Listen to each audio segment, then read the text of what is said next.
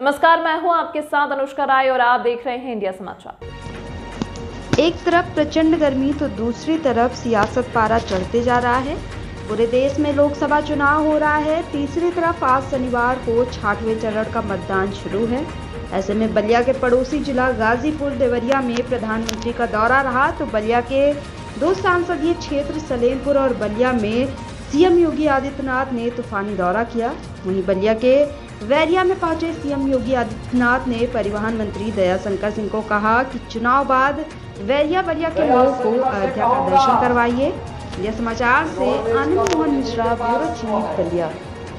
एक बार चुनाव के बाद वैरिया और बलिया वालों को अयोध्या में पूरा दर्शन करवाइए, नई अयोध्या का दर्शन करवाइए।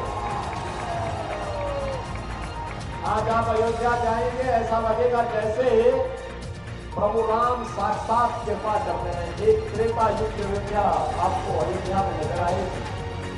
बहनों भाइयों, मैं पूछना चाहता हूं, क्या ये काम कांग्रेस और समाजवादी पार्टी के लोग कर पाते क्या?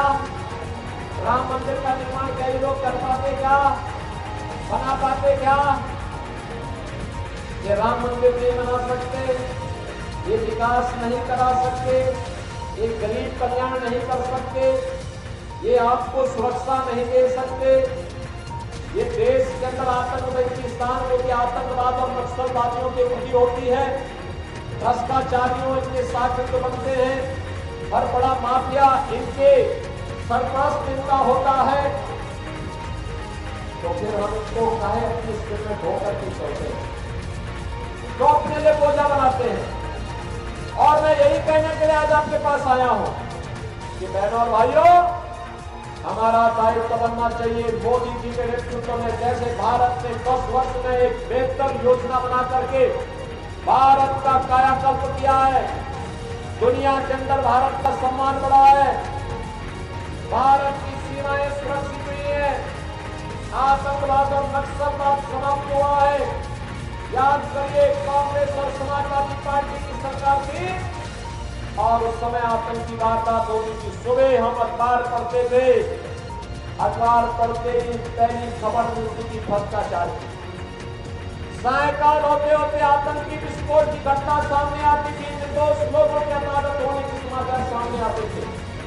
और जब हम सरकार को दबाव बनाते थे कि भाई आतंकवादियों के खिलाफ कार्रवाई करे, तो सरकार कहती थी आतंकवादी की सीमा पार दे। आश्चर्य होता था। अरे सरकार को अपने नागरिकों को सुरक्षा देना उसका दायित्व है।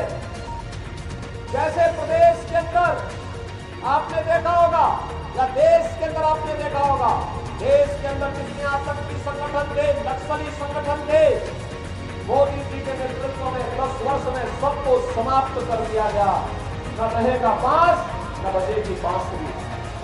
और ऐसे ही प्रदेश के अंदर कितने बड़े बड़े माफिया थे, सिर उठा करके चलते थे, रेडी और व्यापारी की सुरक्षा के लिए खतरा बने हुए थे, रात चलते हुए राजजनों को गोली मारते थे।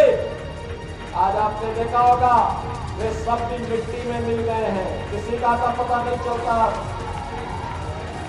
ये सरकार का दायित्व बनता है अपने नागरिकों को सुरक्षा प्रदान करे और उसकी सर्वोच्च प्राथमिकता होनी चाहिए।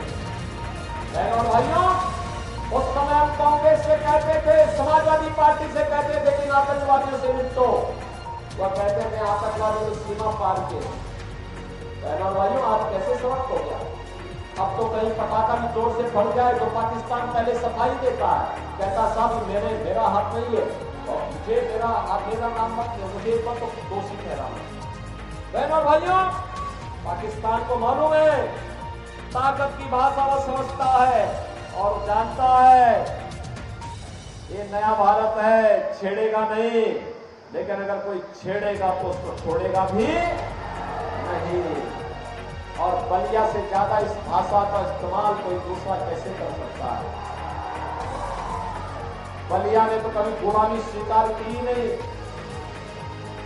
देश 1947 में आजाद हुआ, बलिया ने 1942 में ही अपने को स्वतंत्र घोषित कर दिया था।